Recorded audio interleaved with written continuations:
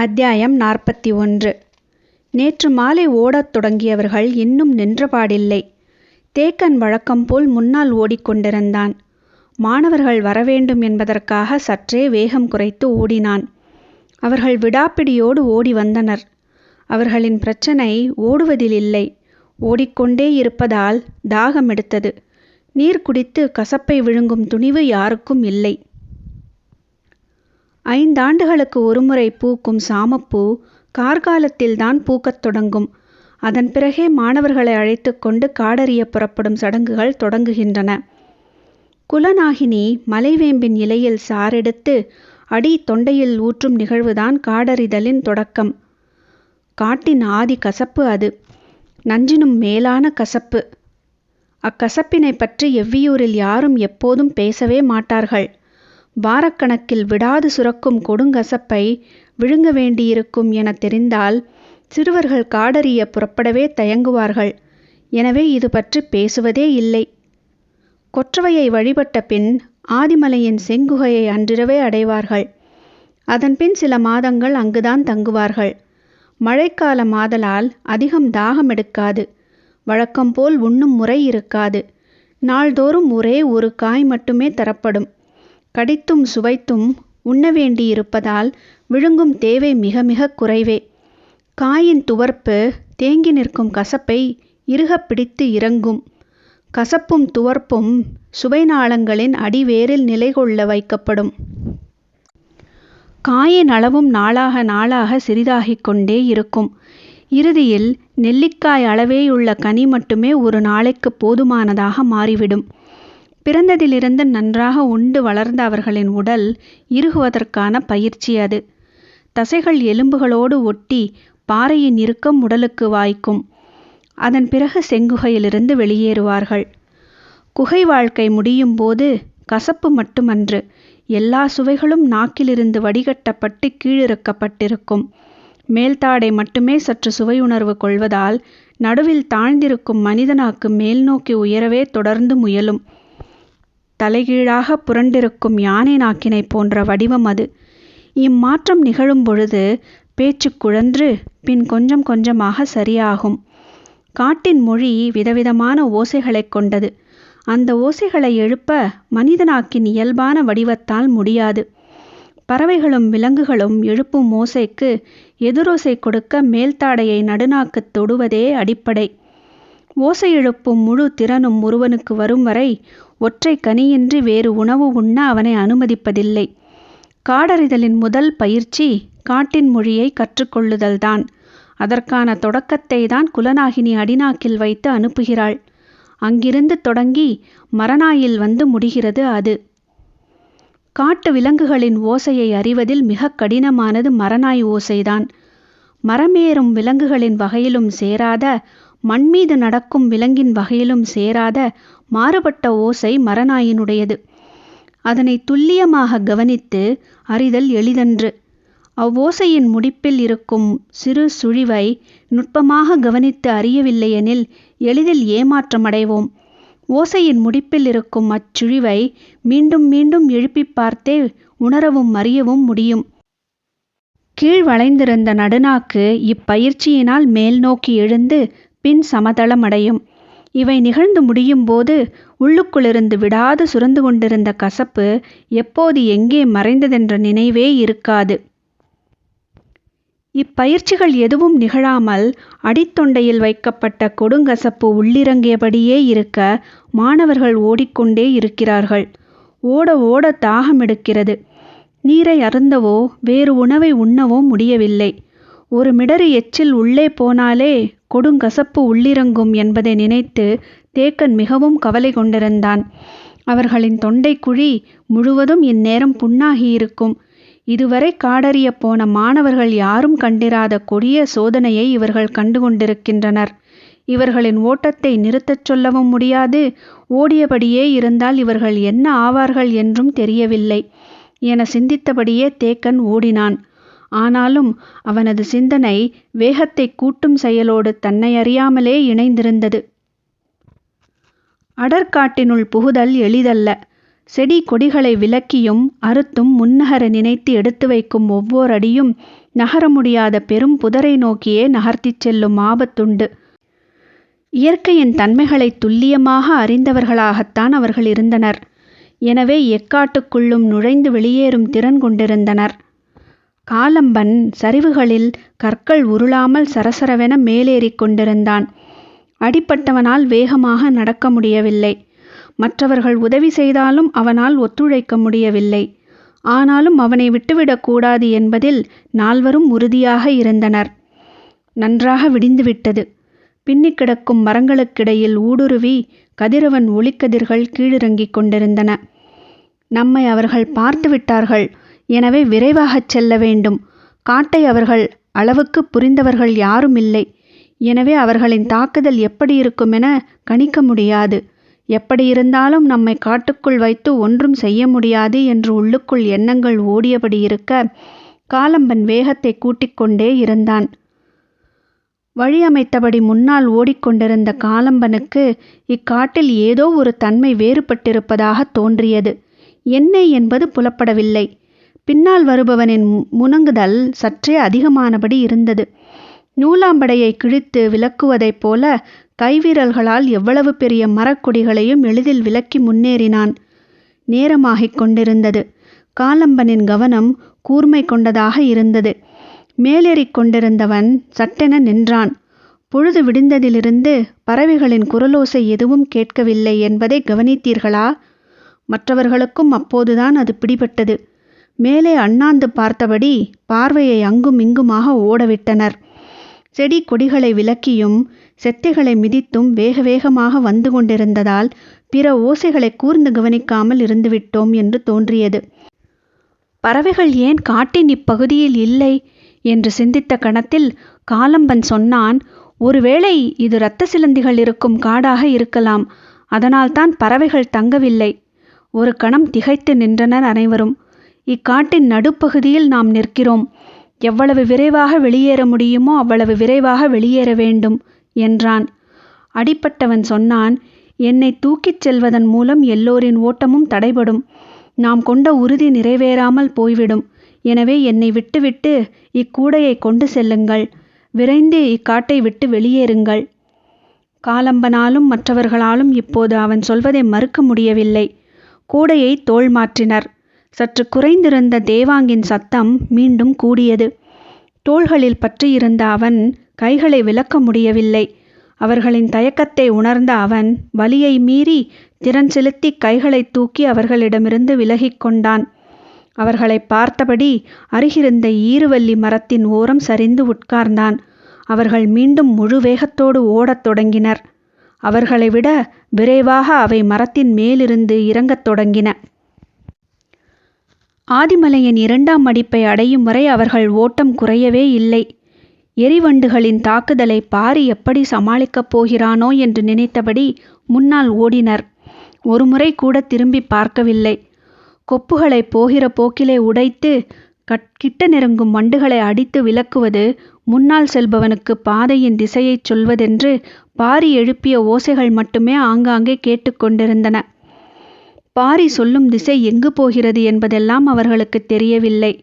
ஈன்ற புலியல்ல, அதனைவிட வேகமாக பறக்கும் எரிவண்டு துரத்துகிறது. தப்பிக்க மட்டுமல்ல, எதிர்களை தாக்கவும் நிகழும் ஓட்டம் இது. உச்ச வேகத்தில் ஓடிக்கொண்டிருந்தனர் மாணவர்கள். நாள் முழுவதும் ஓடினாலும் எரிவண்டுகள் விரட்டுவதை விடாது. மாணவர்கள் இன்னும் சிறிது நேரத்தில் சோர்ந்து விடுவார்கள். என்ன செய்யலாம் என்று சிந்தித்த பாரி வழியை சற்றே மாற்றி சரிவு பாறைகளுக்கு அருகிலிருக்கும் விருக மரத்தை நோக்கி அவர்களை ஓடவிட்டு கொண்டிருந்தான். முன்னால் ஓடிக்கொண்டிருந்த முடிநாகன் விருக மரத்தை கடந்தபோது பாரி ஓட்டத்தை நிறுத்தாமலேயே குனிந்து கற்களை எடுத்தான். எரிவண்டின் ஓசை காதை விட்டு அகலாமல் துரத்தியபடியே இருந்தது. முடிநாகன் மரத்தை ஒட்டி இடப்புறம் திரும்பும்போது பாரி கல்லை எடுப்பதை ஓரக்கண்ணால் பார்த்தான். விரட்டி வரும் இத்தனை வண்டுகளை கல்லால் அடித்து வீழ்த்திவிட முடியுமா? அதுவும் பறக்கும் வண்டுகளை ஒவ்வொன்றாய் கல்லெறிந்து வீழ்த்துவதென்பது முடிகிற செயலா? அதற்குள் வண்டு எத்தனை பேரை கடிக்குமோ? இன்னும் எவ்வளவு நேரத்துக்கு இவ்வளவு வேகமாக ஓட முடியும்? அவசரப்பட்டு கூட்டை கலைத்து விட்டோமோ என்று சிந்தித்தபடியும் பாரியின் செயலை புரிந்து கொள்ள முடியாமலும் ஓடினான் முடிநாகன். எடுத்த கல்லை முழு விசையோடு எறிந்தான் பாரி. அவனது இலக்கு எரிவண்டல்ல, பாறையின் பொடவு. அப்பொடவுக்குள் என்ன இருக்கிறது என பாரிக்குத் தெரியும். அவன் எறிந்த கல் பொடவின் விளிம்பில் பட்டு தெரித்தது. கற்கள் சிதறி சரிந்தன.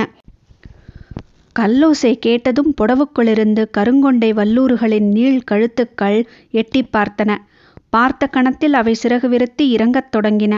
சிறு பூச்சிகளை விட்டில் வேட்டையாடுவதைப் போல எரிவண்டுகளை வேட்டையாடத் தொடங்கின கருங்கொண்டை வல்லூறுகள். சடசடக்கும் வல்லூறுகளின் இறகுகள் குறுக்கும் நெடுக்குமாக பறந்தன. ஓடிக்கொண்டிருந்த கால்களின் வேகத்தை தளர்த்துவதற்குள் காற்றில் எரிவண்டுகளின் ஓசை எதுவும் மிச்சமில்லை. இறங்கிய வல்லூர்கள் வேலையை முடித்துவிட்டு மீண்டும் மலைப்புடவை நோக்கி மேலேறின. வல்லூருவின் அலகிலிருந்து உதிர்ந்த எரிவண்டின் இறகு ஒன்று முன்னால் ஓடிக்கொண்டிருந்த குறுங்கட்டியின் தோளிலே விழுந்தது. ஓடியபடியே அதனை எடுத்தான் ஒளியன். இன்னும் சிறிது நேரத்தில் பாரியின் வேட்டையும் இப்படித்தான் நிகழப்போகிறது. காற்றிலிருந்து கணநேரத்தில் எரிவண்டுகள் அகற்றப்பட்டதைப் போல இக்காட்டிலிருந்து எதிரிகள் அகற்றப்படுவார்கள் என எண்ணியபடி ஓடினான். எரிவண்டு விரட்டிய பொழுதை விட கூடுதல் வேகம் கொண்டன மாணவர்களின் கால்கள். பின்னால் நடப்பது மட்டுமல்ல, முன்னால் தங்களை எப்படி நடத்தி கொண்டிருக்கிறான் பாரி என்பதும் மாணவர்கள் அறியாததுதான். ஒரு கல் எறிந்து முடிநாகன் கூட்டை கலைத்தான். மறுக்கல் எறிந்து அந்த ஆபத்தை களைந்தான் பாரி. காட்டில் பிற எந்த ஆயுதத்தையும் விட வலிமை மிக்கது காடு பற்றிய அறிவுதான். அதில் பாரிக்கு இணை சொல்ல யாரும் இல்லை. இடைநில்லாது ஓடி வந்தவர்கள் ஆதிமலையின் 2ஆம் மடிப்பை அடைந்தனர். கால்களுக்கு சற்று ஓய்வு தேவைப்பட்டது. இளைப்பாறலாம் என நினைத்து மூச்சிறைக்க நின்றனர். முடிநாகன் ஏன் இவ்வாறு நடந்து கொண்டான்? மாணவர்கள் என்ன சொல்ல வருகிறார்கள் என்ற எண்ணம் பாரியின் மனதில் ஓடிக்கொண்டே இருந்தது. எதிரிகள் தேக்கன், மச்சக்கடவு, எலிவால் முகடு என்று தனித்தனியாக அவர்கள் சொல்ல முயலும் முழுமையற்ற சொற்கள் எதை குறிக்கின்றன என்று சிந்திக்கும் போதெல்லாம் தேக்கன் கொடுக்கும் பயிற்சியின் எண்ணற்ற உத்திகள் எல்லாவற்றையும் விழுங்கி நிற்கின்றன. மாணவர்கள் இளைப்பாறட்டும் என்று நின்று கொண்டிருந்த பாரி நால்புற காட்டையும் சுற்றி பார்த்தான். ஏதோ ஒரு திசையிலிருந்து மாறுபட்ட ஓசை கேட்டது. 3ஆம் மடிப்பின் இடப்புற மூலையில்தான் அது கேட்கிறது என்பதை அறிய முடிகிறது. என்ன ஓசை என்று கூர்ந்து கவனித்தான். அது அழுகுரல் பறவையின் ஓசை. குத்துக்கள் புடவுகளில்தான் அது தங்கும். அதனை யாரோ கலைத்துள்ளனர். இல்லையென்றால் இவ்வளவு ஓசை எழுப்பாது என எண்ணிய பாரி ஓசையை கேட்டபடி அந்த திசையை கூர்ந்து கவனித்து கொண்டிருந்தான். 3ஆம் மடிப்பு முழுவதும் இருப்பது இரத்த சிலந்திகளின் காடு. எனவே தேக்கன் இதற்குள் போயிருக்க மாட்டான். இக்காட்டை கடக்க வலப்புற ஓரத்தை பயன்படுத்த முடியாது. பெரும் சரிவுகளையும் பள்ளங்களையும் கொண்டது. இடப்புற ஓரத்தை மட்டுமே பயன்படுத்த முடியும். இப்பகுதியை நடந்து கடந்தால் அழுகுரல் பறவை ஏன் இப்படி கலைந்து கத்துகிறது என்ற வினா தோன்றிய போது இன்னொரு எண்ணமும் தோன்றியது. இரவு பயணத்தில் மாணவர்களில் யாரேனும் ஒருவன் குத்துக்கள் புடவில் சரிந்து விழுந்திருப்பானோ? என்னவாகியிருக்கும்?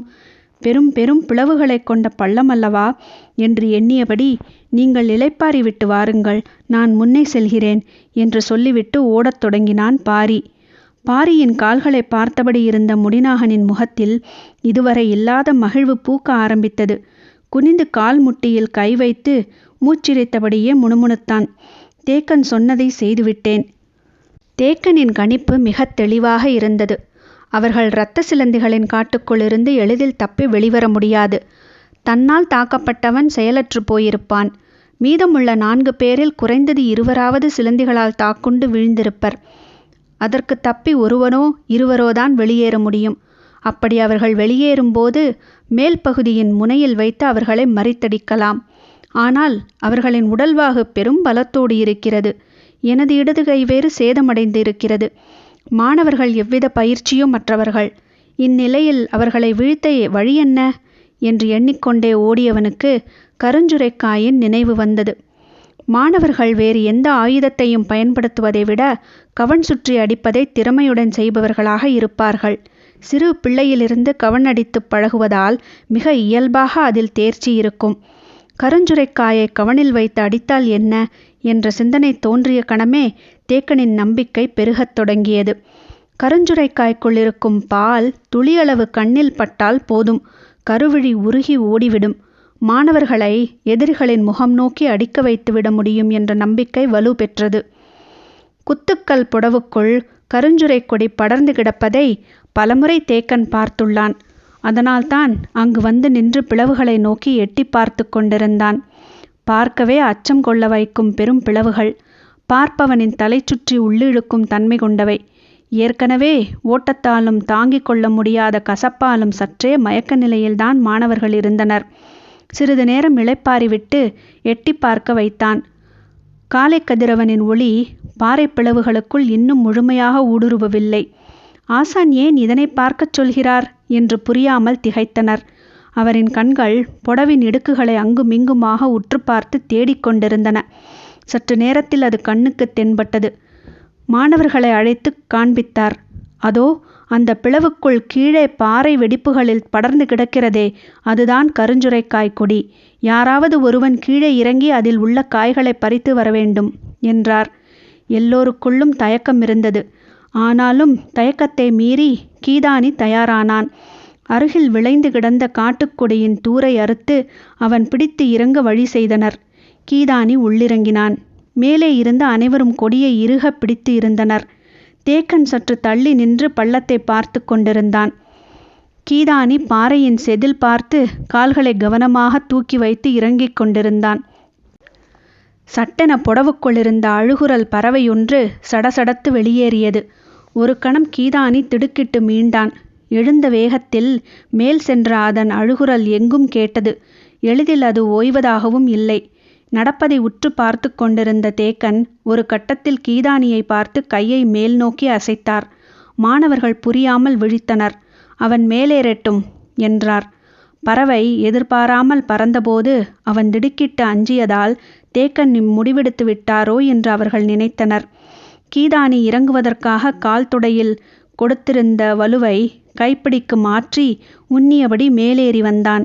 அடுத்து என்ன செய்யலாம் என்று சிந்தித்து கொண்டிருந்தார் தேக்கன். அவர் என்ன செய்கிறார், என்ன சிந்திக்கிறார் என்பது அளவனுக்கு மட்டும் புரிந்தது.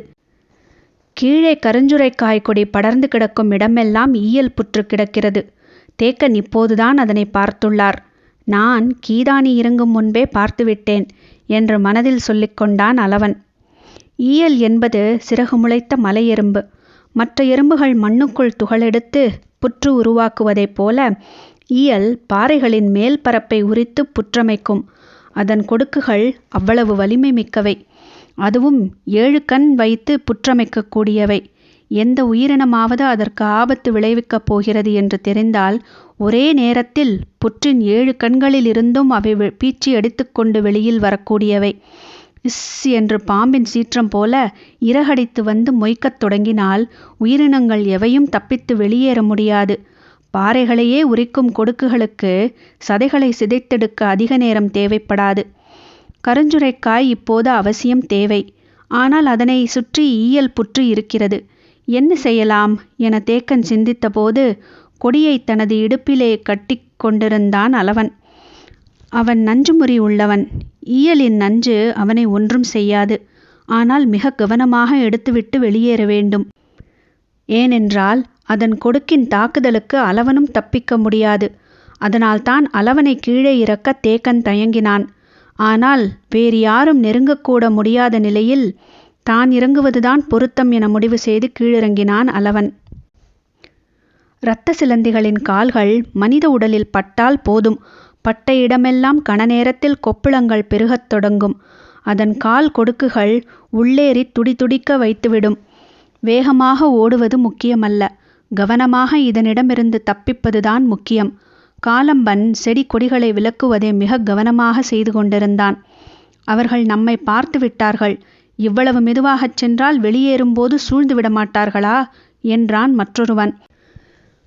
அடங்கா சினத்தோடு இருந்த காலம்பன் சொன்னான், தனி மனிதர்கள் நம்மை என்ன செய்துவிட முடியும்? அதுவும் குருதி நாளங்களில் வெறியேறியிருக்கும் இந்த நிலையில்.